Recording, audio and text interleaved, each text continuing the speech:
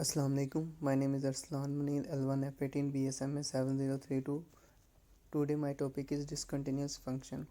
If a function fails to be continuous at point C, then the point is called discontinuous and that point is called point of discontinuity or simple discontinuity. Next, classification of discontinuity. Suppose f is a function with domain D and C belong to D is a point of discontinuity of f. Removable discontinuity. In discontinuity, we limit x approaches to C, fx exists, then C is called removable discontinuity. Left hand इसमें left hand limit is equal to right hand limit होती है, लेकिन ये value function के equal नहीं होती और इस डिसकंटिन्यूटी को रिमूव किया जा सकता है, इसलिए इसको रिमूवेबल डिसकंटिन्यूटी कहेंगे।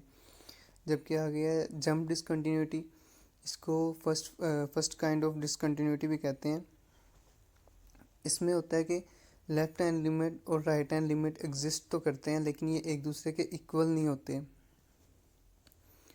और इसमें मतलब जो पहली वाली रिमूवेबल थी उसको रिमूव किया जा सकता है, इसको रिमूव नहीं किया जा सकता। मतलब इसमें दो अलग अलग लाइंस बनेगी। आगे एग्जांपल्स में हम इसको देखेंगे। आगे essential discontinuity, if either limit x approaches to c minus और limit x approaches to c plus, मतलब कि यहाँ तो लेफ्ट हैंड लिमिट एग्जिस्ट नहीं करेगी या फिर राइट हैंड लिमिट एग्जिस्ट नहीं करेगी, इनमें से एक लिमिट एग्जिस्ट नहीं करेगी, तो वो जो डिसकंटिन्यूटी होगी उसको एसेंशियल डिसकंटिन्यूटी कहेंगे। अब रिमूवेबल की एग्जांपल है, प्रूव दैट के of x has a removable discontinuity at x is equal to 3। अब ये आगे के ऑफ एक्स का फंक्शन दिया गया है, x square minus 9 over x minus 3 if x is equal to f is not is equal to 3 और नीचे 1 दिया गया जब एक्स इज इक्वल टू 3 हो।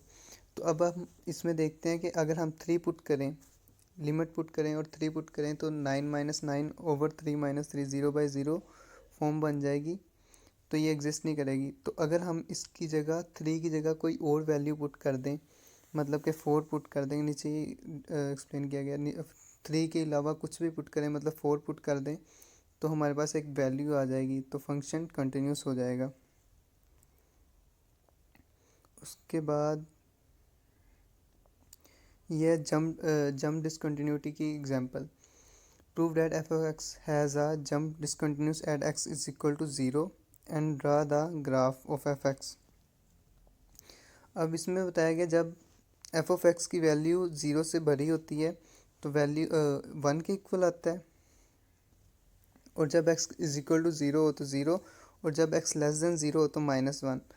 अब इसमें एक +1 वैल्यू आ रही है, एक -1 आ रही है, तो ग्राफ में यही दिखाया गया है, एक +1 की जगह पे लाइन लगा दी गई है स्ट्रेट लाइन, और एक -1 की जगह पे 0 पे कोई लाइन नहीं बन रही, तो इसीलिए ये रिमूवेबल नहीं होगी। मतलब कि जो पिछली लाइन थी वो एक स्ट्रेट लाइन थी, दरमियान में बस गैप था, तो उस गैप को ख़त्म किया जा सकता था, लेकिन ये दो डिफरेंट लाइन है, इसलिए इनका ये रिमूवेबल नहीं होगी।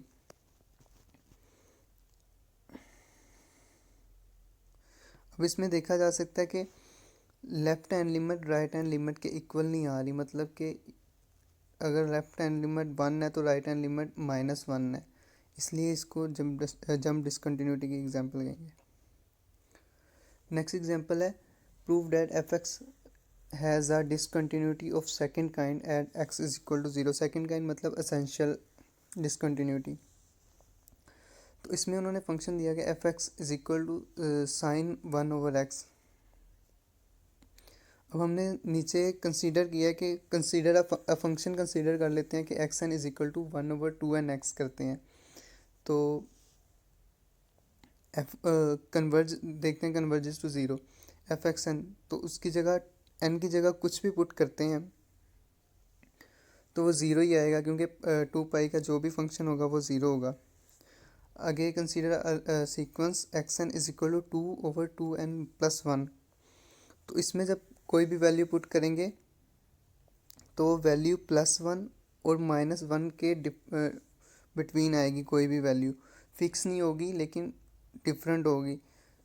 तो इसलिए लिमिट डज नॉट एग्जिस्ट होगी। और ये limit x approaches to zero f x does not exist from right side. आगे आ जाता है sequential criterion for discontinuity. Let A subset है आर का एंड फंक्शन है ए टू आर और सी बिलोंग करता है ए से। The function f is discontinuous at c if and only if there exists a sequence xn in A such that limit xn is equal to c but fxn does not converges to fc। आगे theorem आ गया हमारे पास। Show that Dirichlet function if function f defined as fx 1, अगर x is equal x rational number हो तो 1 value आएगी और अगर x इरेशनल होगा तो 0 वैल्यू आएगी। आगे we shall prove it by sequential criterion of discontinuity. Suppose let करते हैं कि a बिलोंग टू r है और ये रैशनल नंबर है। Then by density theorem a sequential of a is rational number xn in r such that, xn पर limit apply करेंगे तो a के इक्वल आएगी और f of a is equal to 1 है क्योंकि a ऊपर बताया गया a रैशनल नंबर है और रैशनल नंबर में वैल्यू लगाएंगे तो 1 आएगा। और f ऑफ xn बताया गया कि इरेशनल नंबर है तो xn जब करेंगे तो वो वैल्यू 0 0 आ जाएगी और जब लिमिट अप्लाई करेंगे तो वो 0 के इक्वल आ जाएगा। अब आगे यही बताया गया कि xn converges to a, xn a की तरफ कन्वर्ज करता है but xn does not converges to f of a। By sequential criterion of continuity f is a discontinuous at a is belong to r। तो इस result को prove करने के लिए हम एक और लेट करेंगे। Suppose b belong to r is an irrational number, then by density theorem ask sequence of a rational number yn in r such that, तो लिमिट yn पे लिमिट अप्लाई करेंगे तो वो b आ जाएगा b और f of b is equal to 0 है क्योंकि b इरेशनल नंबर है तो उस पर जब फंक्शन अप्लाई होगा तो 0 आंसर आएगा। और जब yn पे फंक्शन अप्लाई होगा तो वो रैशनल होगा तो रैशनल का आंसर 1 आएगा। Thus yn converges to b but fyn does not converges to b fb by sequential criteria of discontinuity f is discontinuous at a belong to r। आगे वही theorem है हमारे पास, उस एग्जांपल है थ्योरम की। ए belong H है जो कि ए बिलोंग कर रहा है आर से और एक्स भी बिलोंग कर रहा है आर से। तो सेट हमारे पास ए है जिसमें एक्स है और एक्स आर से बिलोंग कर रहा है और एक्स ग्रेटर देन 0 है। दूसरा एच एक्स फंक्शन है एच ऑफ एक्स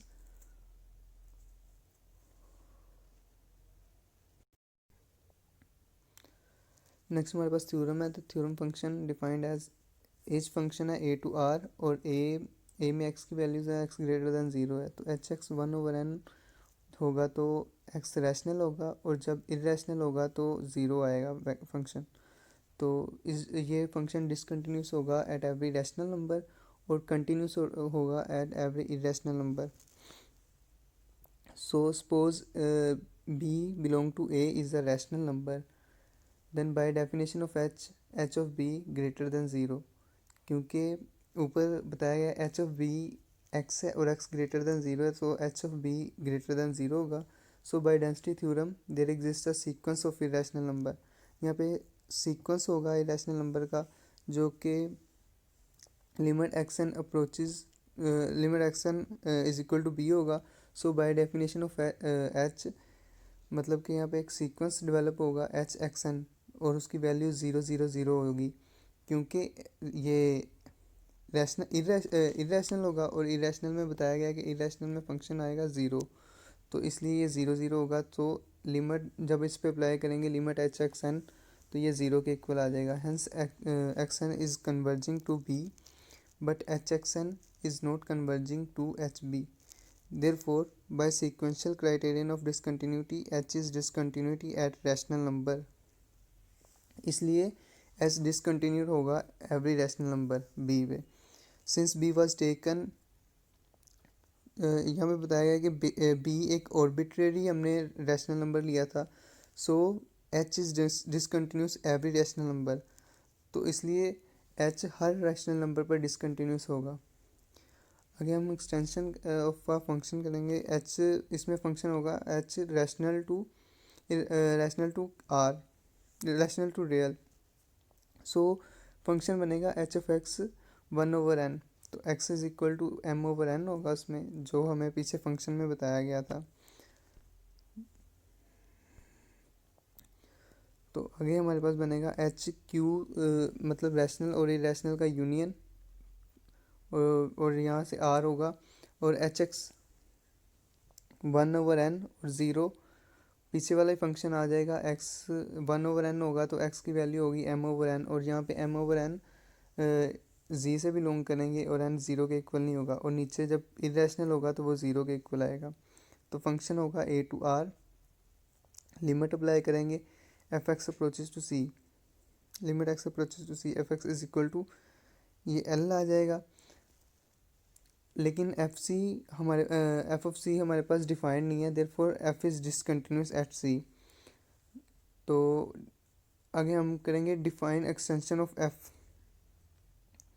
तो एफ एक्स होगा कि एफ एक्स और नीचे एल आ जाएगा, जब एक्स इज इक्वल टू ए होगा तो एफ ऑफ एक्स आएगा, जब एक्स इज इक्वल टू सी होगा तो एल आ जाएगा। हैंस एफ आ जाएगा ए यूनियन सी से आर। तो जब इस पे लिमिट अप्लाई करेंगे तो limit x approaches to c दोनों पे अप्लाई करेंगे तो एफ एक्स और इज इक्वल टू एल आ जाएगा। तो f of c is equal to l आ गया और f of x is equal to f of c आ गया। तो इसलिए ये फंक्शन कंटिन्यूस होगा सी पॉइंट पे। Thank you so much.